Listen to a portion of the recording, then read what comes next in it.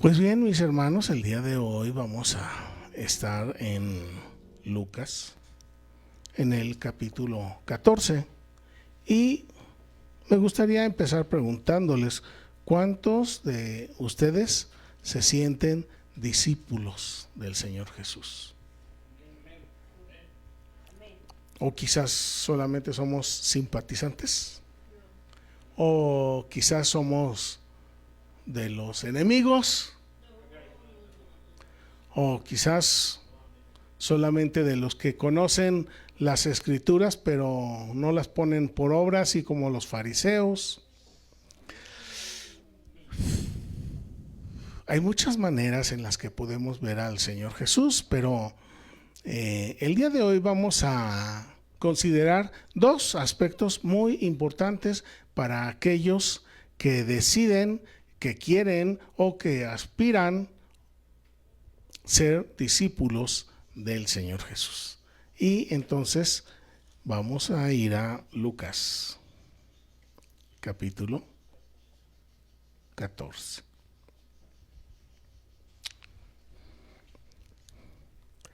Dice, hidrópico es una persona que tiene una enfermedad relacionada con el consumo del agua. Y hay personas que necesitan tomar mucha agua y luego no la desechan. A esta enfermedad se le llama hidropesia, y aquí la escritura nos habla de un hombre hidrópico, es decir, un hombre que tenía la enfermedad de hidropesia, es decir, que tomaba mucha agua y después esa agua se quedaba en su cuerpo. Entonces, podemos imaginar que una persona que está enferma de hidropesia, pues es una persona muy extremadamente voluminosa. Es un cuerpo muy grande en el cual hay muchos litros de agua que los tejidos absorben y que no salen.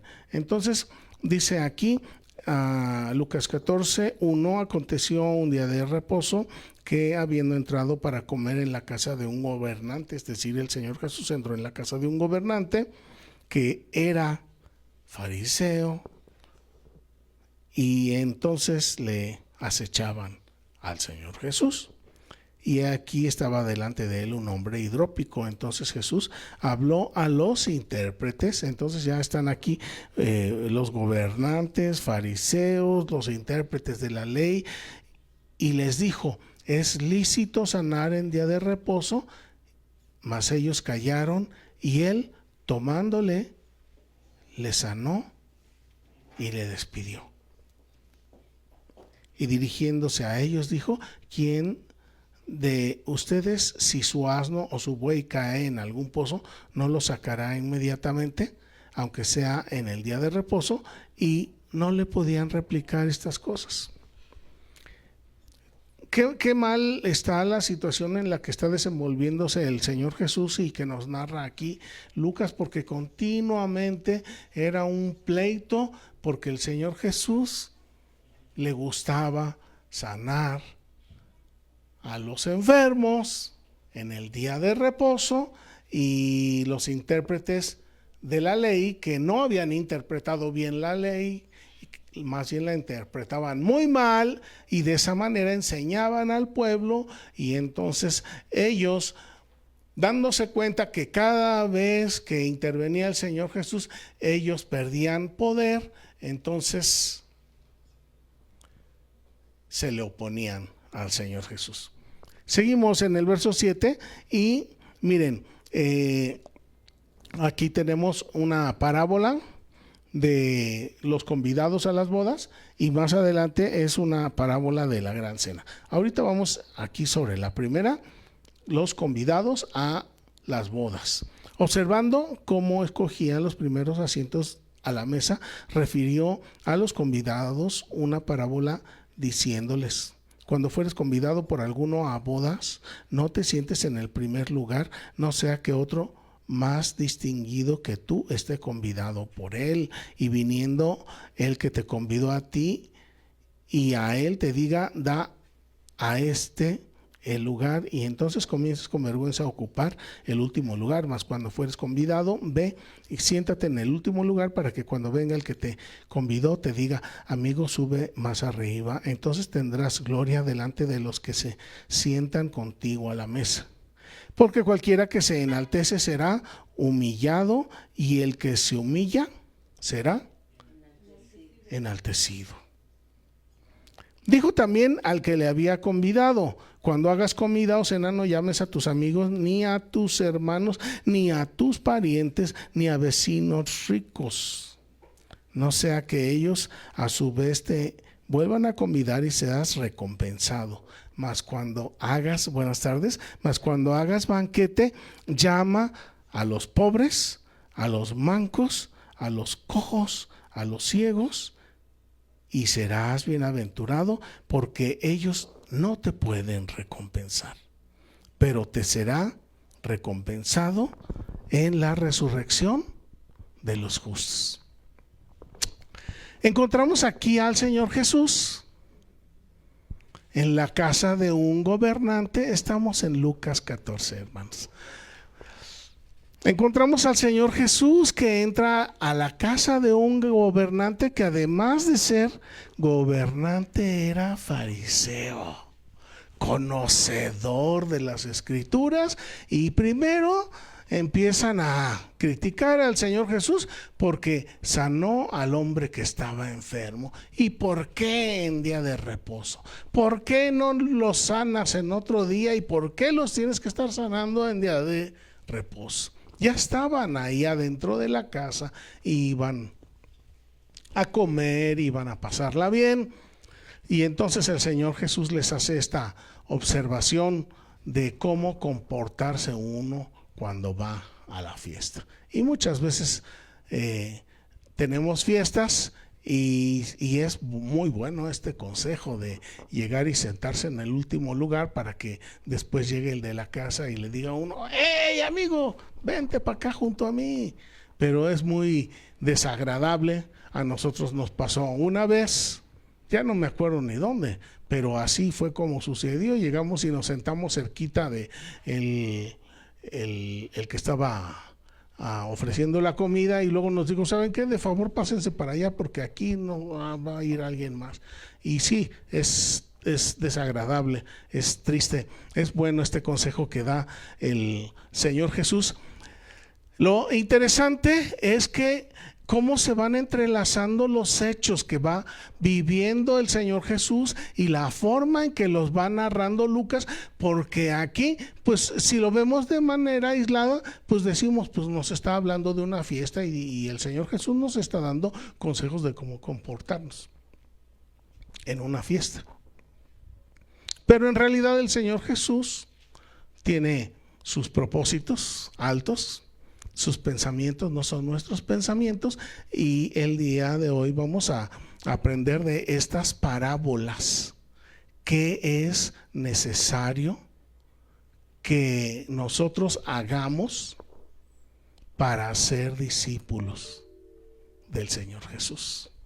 Y les dije que vamos a analizar dos cosas principalmente. Y miren, acabamos de leer este pasaje de hasta el verso 14. Y lo primero que vamos a señalar en esta mañana es en el verso 12. Dijo también el que le había convidado, cuando hagas comida o cena, no llames a tus amigos, ni a tus hermanos, ni a tus parientes, ni a vecinos ricos, no sea que ellos a su vez te vuelvan a convidar y seas recompensado. Mas cuando hagas banquete, llama a pobres, mancos, cojos y ciegos. Pregunta: este gobernante que organizó la comida y los invitó, ¿a quién había invitado? Aquí el Señor Jesús lo está diciendo: a todos aquellos que tenían billete, a todos aquellos que eran importantes. ¿Y qué es lo que había en su interior? El deseo de ser recompensado.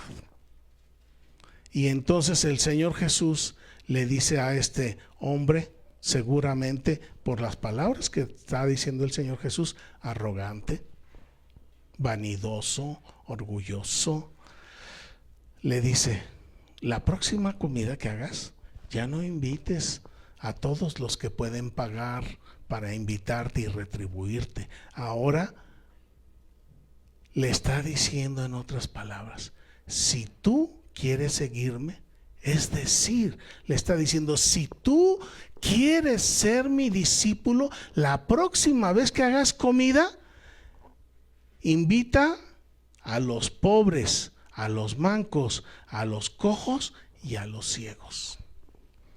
Y que es, en otras palabras, lo que le está diciendo el Señor Jesús: para ser mi seguidor, es decir, para ser mi discípulo, necesitas tener compasión hacia los demás. Y necesitas aprender a dar. Y esta es una lección que no muy fácilmente aprendemos, porque a todos nos gusta que nos den, pero no nos gusta dar. Esa es la naturaleza humana. Pues dame. Pero pues yo voy a pensar, si te doy, y si te doy, voy a estar pensando en esperar algo a cambio. Y aquí el Señor Jesús dice: tienes que dar sin esperar nada a cambio. Y tienes que dolerte de aquellos que no tienen, si quieres ser mi discípulo.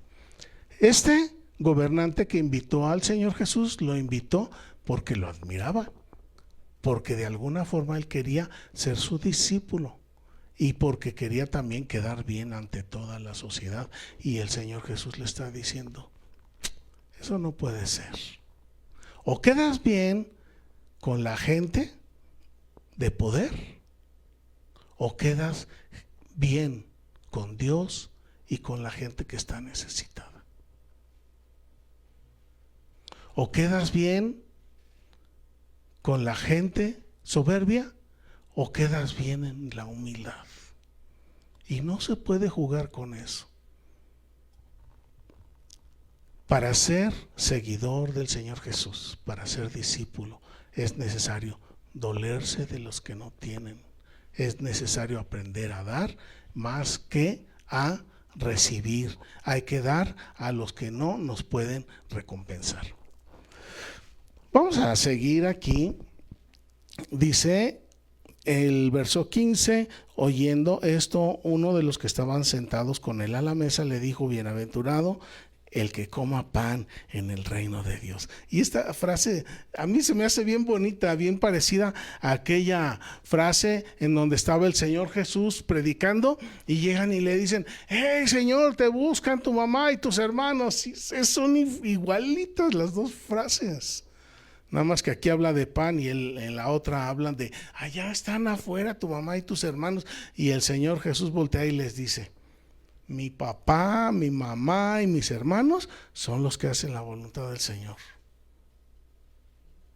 Y aquí vamos a ver qué es lo que responde a este hombre que era uno de los invitados, no era alguien que estaba afuera, ni era uno de los necesitados. Era una persona de poder, era una persona que conocía las Escrituras y que le dice: bienaventurado el que coma pan en el reino de Dios. Y yo creo que sí, es bienaventurado el que coma pan en el reino de Dios, pero para llegar a esa bendición y a esa bienaventuranza, primero hay que ser seguidor del Señor Jesús.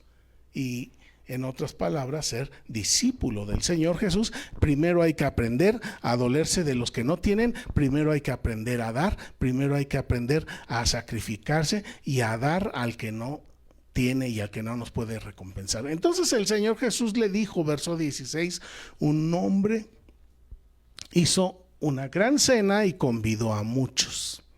Y a la hora de la cena envió a su siervo a decir a los convidados: venid, que ya todo está preparado. Y todos a una comenzaron a excusarse. El primero dijo: he comprado una hacienda y necesito ir a verla, te ruego que me excuses. Y el otro dijo, he comprado 5 yuntas de trailers y voy a probarlos, te ruego que me excuses. Y otro dijo, acabo de casarme y pues no puedo ir. Y entonces, vuelto el siervo, hizo saber estas cosas a su señor. Entonces, enojado, el padre de la casa de familia que organizó la comida le dijo a su siervo, ve a las plazas, a las calles de la ciudad y trae otra vez a los pobres, los mancos, los cojos y los ciegos. Y dijo el siervo, Señor, se ha hecho como mandaste y aún hay lugares. Y le dijo el papá al siervo, ve por los caminos y por los vallados y fuérzalos a entrar para que se llene mi casa. La casa del Señor ha de estar llena ese día que comamos pan en el reino de Dios. Y dice el verso 24, porque les digo que ninguno de aquellos hombres que fueron convidados gustarán mi cena. Y hemos venido platicando, hablando acerca de esto. El Señor Jesús se estaba dirigiendo ¿a quién? A los fariseos, a los gobernantes, a los intérpretes de la ley. Estas palabras y esta parábola va directamente dirigida a ellos que buscaban el reconocimiento, que buscaban las recompensas. Y aquí el Señor Jesús dice, en el reino de los cielos no va a haber nada de poder a como el mundo lo ve.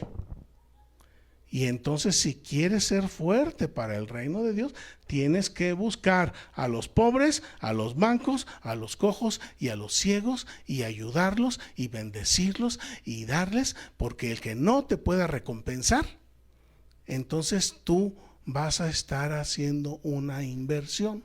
Por eso el Señor Jesús dice, hagan tesoros en el cielo. Y dice, utilicen los bienes injustos, las ganancias injustas para hacer inversiones para el reino. ¿Y por qué es una inversión? Pues precisamente por el hecho de no buscar la recompensa. Si nosotros vamos al banco y llevamos 1,000 pesos, esperamos que nos den el 10%, el 11% de intereses, y en el año vamos a tener nuestros 10,000 pesos más, 1,000 pesos más. Pero en el reino de los cielos nosotros ayudamos, dice aquí el Señor Jesús, al pobre, al manco, al cojo y al ciego.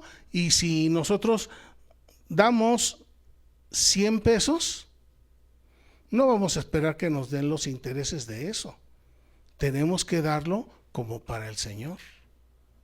Pero eso que nosotros damos para el Señor se va a convertir en una bienaventuranza y se va a convertir en una bendición en el día de la resurrección.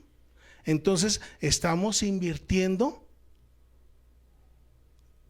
yo lo diría en términos humanos, a fondo perdido. Estamos invirtiendo a un fondo que ya no va a ser económico, pero la verdad es que son de las mejores inversiones que vamos a poder hacer.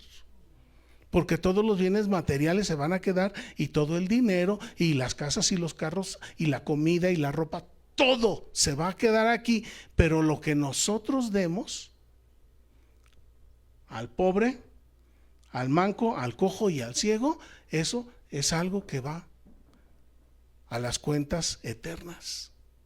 Entonces, dice en Apocalipsis que hay un lugar en donde se van guardando nuestras oraciones, y yo estoy seguro que también hay un lugar en donde se van almacenando este tipo de inversiones que nosotros hacemos, pero no estamos acostumbrados. Muchas veces no las consideramos, no son de valor monetario, no son de valor material, son bendiciones que nosotros vamos desarrollando y acumulando para el día de la resurrección en Cristo Jesús, Señor nuestro. Y Entonces ahora me paso al otro requisito que el Señor Jesús nos pone. Primero nos dice el Señor Jesús: ¿quieres ser mi discípulo? Entonces duélete de los demás. Ten misericordia de los demás. Dale al que no tiene. Aprende a dar. Y ahora ya el Señor Jesús va a hablar directamente a todo aquel que quiera ser su discípulo y nos va a decir algo todavía mayor. Lucas 14, 25. Grandes multitudes iban con el Señor Jesús. Ya entonces el Señor Jesús les está hablando directamente a las multitudes, ya no a los fariseos, ya no a los gobernantes, ya no a los invitados, sino ahora a las multitudes. Y yo creo que todos nosotros estamos dentro de estas multitudes. Dice: grandes multitudes iban con el Señor Jesús, y volviéndose les dijo: si alguno viene a mí y no aborrece a su padre, madre, mujer e hijos y hermanos, hermanas, y aún su propia vida, no puede ser mi discípulo. Aquí está diciendo ya claramente las cosas. Esto es un requisito. 27. Y el que no lleva su cruz y viene en pos de mí no puede ser mi discípulo. Porque ¿quién de vosotros, queriendo edificar una torre, no se sienta primero y calcula los gastos a ver si tiene lo que necesita para acabarla? No sea que después que haya puesto el cimiento y no pueda acabarla, todos los que lo vean comiencen a burlarse de él, diciendo: este hombre comenzó a edificar y no pudo acabar. ¿O qué rey, al marchar a la guerra contra otro rey, no se sienta primero y considera si puede hacer frente con 10,000 al que viene contra 20,000? Y si no puede, cuando el otro está todavía lejos, le envía una embajada y le pide condiciones de paz. Así pues, cualquiera de ustedes que no renuncia a todo lo que posee, no puede ser mi discípulo. En el verso 27 nos dice: no puede ser mi discípulo el que no lleva su cruz y viene en pos de mí. Y en este verso 33 dice: el que no renuncia a todo lo que posee no puede ser mi discípulo. Entonces, por un lado nos dice: tienes que aprender a dar. Y dar es desprendernos de lo nuestro. Y aquí nos está diciendo: tienes que aprender a renunciar. Y luego también nos está diciendo que tenemos que tomar la cruz. Este pasaje ha sido ampliamente discutido y ampliamente malentendido. Porque dice aquí: si alguno viene a mí y no aborrece a su padre, madre, mujer, hijos, hermanos y hermanas, y aún también a su propia vida, no puede ser mi discípulo. Ya son 3 cosas que menciona aquí el Señor Jesús. Y entonces, normalmente para nosotros aborrecer significa odiar. Y entonces decimos: pues como yo sí quiero ser seguidor, como yo sí quiero ser discípulo, entonces voy a ir, me voy a meter a la iglesia y me voy a olvidar de mi familia. Me voy a olvidar del esposo, de la esposa, de los hijos, de los papás, de las mamás, de los hermanos. Y luego les vienen y nos dicen los tíos: oigan, vengan, porque vamos a hacer... No. Yo tengo mi compromiso con el Señor Jesús, entonces no puedo compartir contigo. Y vienen los amigos, los vecinos, los compañeros del trabajo, y acostumbramos a aislarnos. Y decimos que lo hacemos porque queremos ser seguidores y discípulos del Señor Jesús. Pero el Señor Jesús nos enseñó que Él andaba con ellos, que Él comía con ellos, que Él compartía con ellos. Y si no lo hubiera hecho, entonces ¿cómo habría predicado? Si la predicación es para aquellos que no conocen a Dios. Entonces es necesario que nos relacionemos, que nos relacionemos con los que no conocen a Dios, porque de otra manera no vamos a tener oportunidad de decirles las buenas noticias de la salvación. Es necesario que nos relacionemos con todos aquellos que no conocen al Señor. La verdad es que aborrecer, como lo menciona aquí el Señor Jesús, significa entregar y significa renunciar.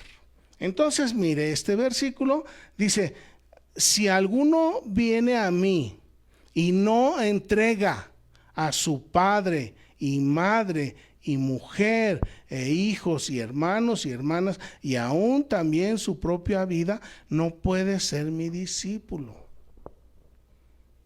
Entonces, para mí es muy fácil decirle: Señor, te entrego mi vida. Eso no es difícil hacerlo, ¿verdad? Yo le digo al Señor que le entrego mi vida, y también le puedo decir: Señor, y muchas veces en la oración yo así lo digo, no sé si ustedes también: Señor, te entrego a mi esposa, Señor, te entrego a mi esposo, Señor, te entrego a mis padres, Señor, te entrego a mis hermanos. Pero el hecho de que uno entregue a Dios algo no quiere decir que en ese momento ya rompimos toda relación con ese algo. Porque yo le digo: Señor, te entrego mi vida, ¿y quién sigue utilizando esa vida? Pues Miguelito. Yo le puedo decir: Señor, te entrego a mi mamá, pero por el hecho de entregársela al Señor, pues no deja de ser mi mamá. Y me acordé yo que aquí ahora ya se acostumbra que le prestan a uno dinero por el carro, por la casa, y le prestan a uno el dinero, le recogen a uno las escrituras o la factura del carro, y uno sigue manejando el carro. Y esto es una figura muy parecida, ¿no? Y mucha gente que lo ha malentendido, pues terminan aislándose completamente de su familia. Y la familia necesita al que se convirtió al Señor Jesús, y lo necesita desesperadamente, porque él o ella es la única esperanza que algún día quizás tengan de escuchar la palabra de Dios. Y si nosotros como iglesia les decimos: ya son de aquí de la iglesia, olvídense de todos los de la calle, estamos haciendo mal. Porque la salvación es para el que no conoce al Señor, y es necesario que nos relacionemos con ellos. Ahora, el verbo renunciar, y vuelvo con el verso 26. Si alguno viene a mí, dice el Señor Jesús, y no renuncia a su padre y madre y mujer e hijos y hermanos y hermanas y aún también su propia vida, no puede ser mi discípulo.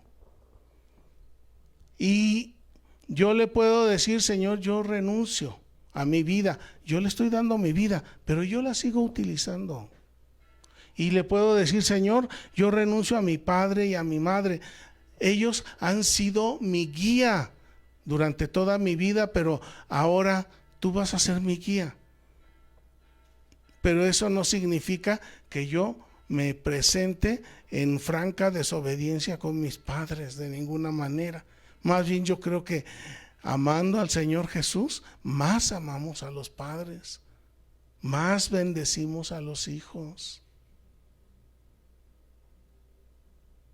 Entonces, tengamos cuidado con este verso, con esta palabra del Señor Jesús, porque lamentablemente muchas cosas las torcemos, y frecuentemente estamos escuchando que esta palabra la utilizan para decir: por esto yo ya no me relaciono con mi familia.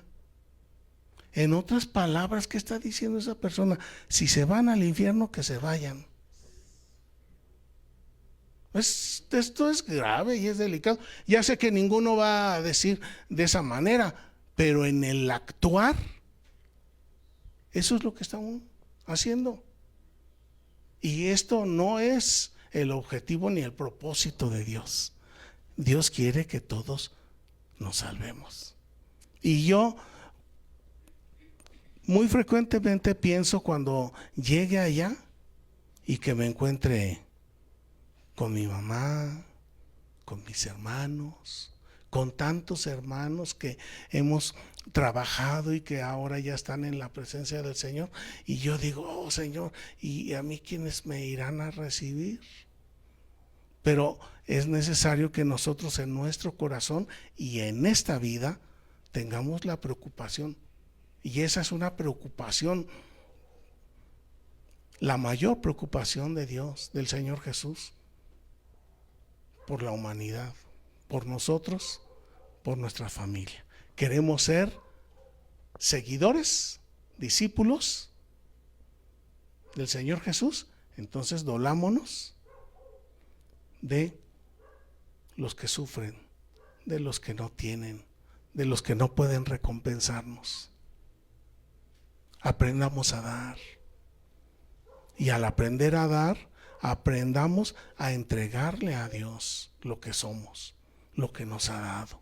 Yo muchas veces le he dicho, Señor, te entrego mi ingeniería, Señor, te entrego mi maestría, Señor, te entrego las casas, los carros, mi esposa, mis hijos, las cuentas, Señor, te entrego mi vida, todo te lo entrego. Pero ¿saben? Lo que más me llama la atención es que el Señor me ha permitido seguir disfrutando de todo eso. Hay casos específicos, como Abraham, y hemos conocido a algunos hermanos que Dios en algún momento les ha dicho, deja a tus padres, pero son casos específicos. Y estoy hablando de dejar, de separarse de sus padres o de separarse de su esposa y de sus hijos. Son casos muy específicos, muy contados. No debe de ser la generalidad, ni debemos, ni tenemos el por qué separarnos de nuestros hermanos, hijos, padres, amigos, vecinos que no conocen al Señor. Tenemos que buscarlos. Y buscarlos desesperadamente, porque no sabemos a qué hora el Señor los va a llamar y no sabemos a qué hora el Señor nos va a llamar para nosotros. Y aquí en el verso 27 dice, el que no lleva su cruz y viene a mí, en pos de mí, no puede ser mi discípulo. Y esto sí, mucha gente dice, no, pues es que pues Dios me dio un hijito enfermo, pues esa es mi cruz. Y dice, no, pues es que Dios no me quiere dar un buen trabajo, pues esa es mi cruz y yo la tomo. Pero aquí el Señor no se refiere a tomar la cruz de las vicisitudes y de las adversidades, pues eso a fuerzas lo tenemos que tomar. Aquí el Señor Jesús se refiere a que tengamos mente, corazón y mano para los que necesitan el reino de los cielos. Puede ser que sea gente necesitada, así como aquí lo menciona insistentemente el Señor Jesús. Pueden ser pobres, pueden ser mancos, cojos o ciegos. Pueden ser gente que son maestros de la Biblia y que la han entendido mal. Puede ser que sean nuestros papás o nuestros hermanos o quizás compañeros de trabajo, quien quiera que sea. El Señor Jesús claramente dijo, misericordia quiero. ¿Y qué es la misericordia? Es el amor. ¿Y qué es el amor? Es que cada uno de nosotros tengamos compasión de aquellos que necesitan el reino de Dios. Y el reino de Dios es salvación, es sanidad, es alimento. Así es que, mis hermanos, el Señor Jesús en esta tarde nos dice, ¿quieres ser mi seguidor? ¿Quieres ser mi discípulo? Entonces duélete de los pobres, de los mancos, de los cojos, de los ciegos. Dales y renuncia a todo. Es decir, legalmente le damos al Señor la autoridad de que Él utilice lo nuestro. Y si el Señor quiere utilizar mi casa, pues úsala, Señor. Y si el Señor quiere utilizar mi tiempo, pues úsalo, Señor. Y si el Señor quiere utilizar mi vida, úsala, Señor, que sea para tu gloria. Pero, sobre todo, que no perdamos la bendición, la bienaventuranza para el día que comamos el pan en el reino de Dios. A mí me gustaría comerlo con todos mis seres queridos. Me gustaría comerlo con todos ustedes. Se me hace difícil concebir a alguien que acepte al Señor Jesús y que quiera quedarse comiendo solo el pan.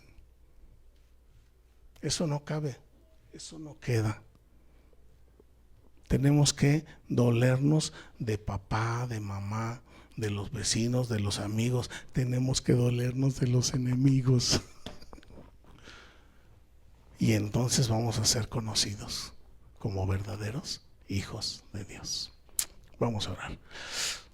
Señor, qué hermosa es tu palabra y qué dulces tus explicaciones, que con palabras sencillas y tiernas nos muestras el camino, porque tu camino es de amor, tu camino es de misericordia, tu camino es de compasión, y tú, Señor, nos enseñas a dolernos del pobre, del necesitado, del cojo, del manco, del ciego.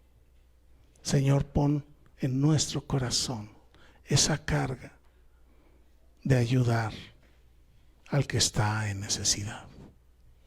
Pon en nuestro corazón esa carga de entregarte nuestra vida, el dinero que nos has dado, el tiempo que nos has dado, la familia que nos has dado, los bienes que nos has dado. Todo, Señor, lo ponemos en el altar para ti. Y qué asombroso que cuando nosotros, Señor, renunciamos a todo, tú nos das más, pero con un nuevo propósito. No con el fin de enriquecernos, no con el fin de hacernos más famosos, sino con el propósito de hacer tesoros en el reino de los cielos. Y que cuando estemos en aquella reunión, en las bodas del Cordero, comiendo el pan, alegrándonos en tu presencia, que estemos con todos aquellos que estaban sufriendo en esta vida, así como el amigo de el rico, Lázaro, que en esta vida recibió vicisitudes y adversidades, pero que en el reino de los cielos fue confortado. Que así, Señor, los que hemos recibido bendiciones de ti, materiales en esta tierra, aprendamos a utilizarlas para transformarlas en bendición para el momento de la resurrección. Padre, toca el corazón de cada uno de estos hijos. Que tu Espíritu nos guíe a pensar como tú, a sentir como tú y a ser como tú. Te lo rogamos en Cristo nuestro Señor. Amén. Que Dios les bendiga, hermanos.